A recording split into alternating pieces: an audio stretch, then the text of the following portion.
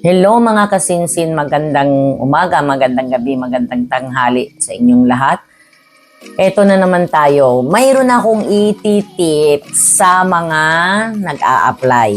Okay? Nung pumunta kami sa Pilipinas, di ba, nag-interview kami. Yung interview namin noon is yung mga personal interview, mga personal details nyo lang ang talagang inaano namin, tinatanong, di ba? Tinatanong namin na ilang taon ka na, ano pangalan mo, married ka ba, or may anak ka ba, mga ganun, ano experience mo, ano yung ano mo doon, ilang taon ka nag-abroad, ano yung trabaho mo doon, mga ganun lang.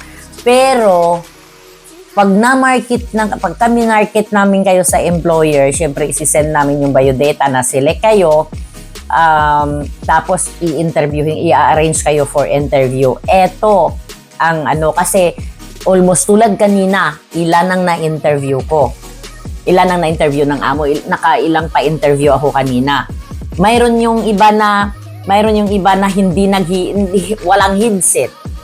Tapos tawag diyan, parang nagsisigawan ng kasi yung employer hindi maririnig. Siyempre slang pa sila magsalita, hindi maririnig yung yung sinasabi ng employer, yung sa kabila din ganoon.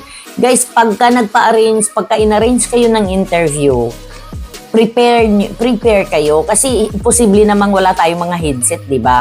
Prepare kayo ng mag-headset, magsuot ng t-shirt, yung hindi nakasando, ganon. Tapos pangalawa, pagka in-interview kayo, kung ano yung tanong ng employer, yun ang sagutin nyo. Na kung hindi, kasi syempre mayroon din namang hindi mo i-deliver ng fluently yung English, pero at least yung alam mo yung mga common sense tulad nan pagka nagtanong ang employer na pagka umiiyak yung bata, anong gagawin mo anong gagawin mo para mapatahan mo, o anong gagawin mo para ano ba yung una mong dapat gagawin pag umiiyak yung bata, hindi mo mapatahan, ganon, hindi mo mapakain, mga ganon. So ganon yung mga actually ang interview common sense ang laging isasagot natin. So, ayun lang ang mga tips ko na tapos, kasi ganito, yung iba minsan nagsasabi na, ba't ang tagal naman ang tagal ng apply ko? Ilang buwan na ako nag-apply, wala pa rin akong amo. Ganon. So, alam niyo, nakasalalay talaga, kahit na may kapit kayo o whatsoever, nakasalalay pa rin sa inyo ang makakuha kayo ng amo kasi sa interview yun, true interview talaga. Ganun ang binabasihan ng mga amo tulad niyan. Siyempre, experience ka ng sabi mo, experience ka ng bata. Tapos pag tinanong ka lang ng amo na pag umiyak, pag ayaw kumain ng anak ko, anong gagawin mo? Hindi mo na masagot. Yung mga ganong simpleng bagay. So, kung baga sa parang lang na hindi tama yung mga nasa biodata mo. Ganon. Tsaka ito pa yung tips na isa pang paalala ko. Pagka nagkaroon kayo ng halimbawa, kasi ang Hong Kong, ang termination talaga madalas doon. Kasi may nangyari na din na na-terminate sa Hong Kong, hindi niya sinabi na nag-Hong Kong siya. Kasi 1 month plus lang yata siya tapos na-terminate na. Hindi niya nasabi. Malalaman ng amo kahit sabihin mo pa na hindi nila hawak yung passport. Darating ang pagka nasa sa kanila na kayo, darating ang araw na malalaman niya. Syempre, doon na kayo mag-start ng nagsinungaling ka, ganun. Sabihin mo na lang kasi lalo pagka sa sa Hong Kong, naiintindihan nila na may termination ang Hong Kong, ganun.